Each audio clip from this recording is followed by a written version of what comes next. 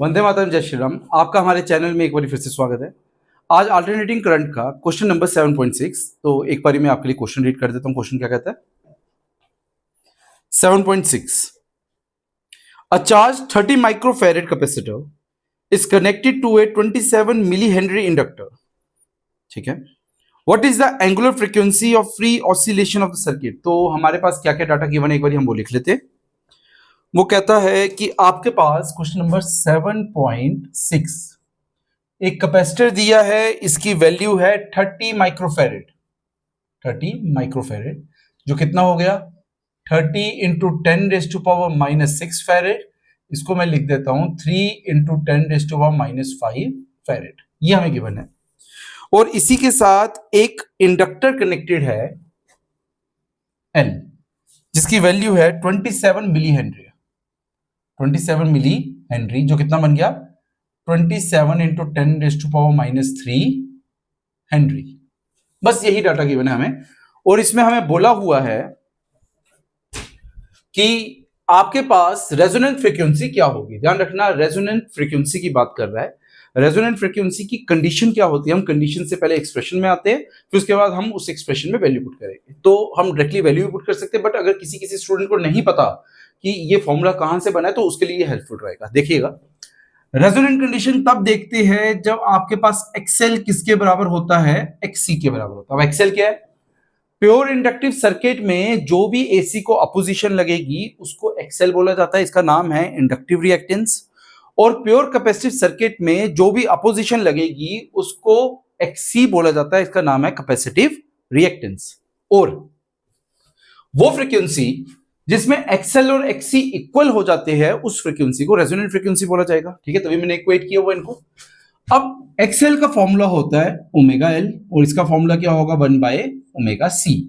But हमारे पास resonance frequency है तो उसको हम नॉट से रिप्रेजेंट कर देंगे, यहां तो कोई प्रॉब्लम नहीं होनी चाहिए। तो omega naught square is equal to 1/LC, ये वैल्यू है। स्क्वायर हटेगा तो क्या आ जाएगा, रूट आ जाएगा, रूट की टर्म में आ जाएगा। बट हम इसको यहां से सॉल्व करेंगे, हमने इस ओमेगा नॉट को निकालना है। ठीक है, यहां पे देखिएगा, omega naught square is equal to 1/L की क्या वैल्यू है, L है आपके पास 27 इंटू 10⁻⁻3 और C की क्या वैल्यू है, C आपके पास इंटू 3 इंटू 10⁻⁻5। ठीक है, ये वैल्यू आ जाएगी। Omega naught square is equal to ये 5 6 7 8 10⁸8 डिवाइड बाय ये बन जाएगा आपके पास 81। ठीक है, रूट ले लेते हैं इसका। Omega naught is equal to under root of 10⁸8 divide by 81। आगे चलते हैं, तो ओमेगा नॉट की वैल्यू आ जाएगी आपके पास 10⁻4 डिवाइड बाय 9। ठीक है, तो omega naught is equal to क्या मैं इसको ऐसे लिख सकता हूं 10 इंटू 10⁻3 डिवाइड बाय 9। जब इसको डिवाइड करेंगे तो ये वैल्यू बन जाएगी 1.1 इंटू 10⁻3। अब यूनिट की बात आती है, इस चीज का ध्यान रखना थोड़ा सा। ठीक है, आपके पास omega naught is equal to 2 divide by T, इसको बोला जाता है। ठीक है, एंगुलर फ्रीक्वेंसी। अब एंगुलर फ्रीक्वेंसी है क्या, रेडियन पर सेकंड। इसको हम इनडायरेक्टली एंगुलर वेलोसिटी के नाम से भी समझ सकते हैं। जब जनरेटर में कॉइल घूमती है वो जिस एंगुलर वेलोसिटी से घूमती है, यहां पे उसी टर्म में बात की जा रही है, that is the part of the frequency. ठीक है, तो अगर हम इसको सिर्फ इस टर्म में रिप्रेजेंट किया जाए तो यूनिट दो तरीके से बन जाते हैं। एक बन जाता है रेडियन पर सेकंड और दूसरा बन जाता है सेकंड इनवर्स। दूसरा बन जाता है सेकंड इनवर्स।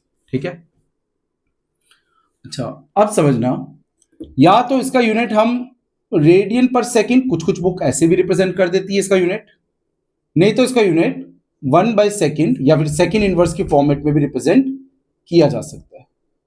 ठीक है, प्लस एक और चीज, इसी ओमेगा को, ये हमारे पास ऑफिशियल आंसर आ चुका है, इसमें ये छोटा सा पार्ट ऐड ऑन है कि अगर क्वेश्चन में कुछ एडिशनल पूछ दिया जाए एंगुलर फ्रीक्वेंसी और फ्रीक्वेंसी में क्या फर्क है, तो क्या मैं इसी ओमेगा नॉट को 2 न्यू नॉट करके लिख सकता हूं? बिल्कुल लिख सकता हूं। ध्यान रखना, ये omega naught is the angular frequency और 2 न्यू नॉट ये है आपके पास फ्रीक्वेंसी। कितना बन जाएगा ये 1.1 इंटू 10⁻3।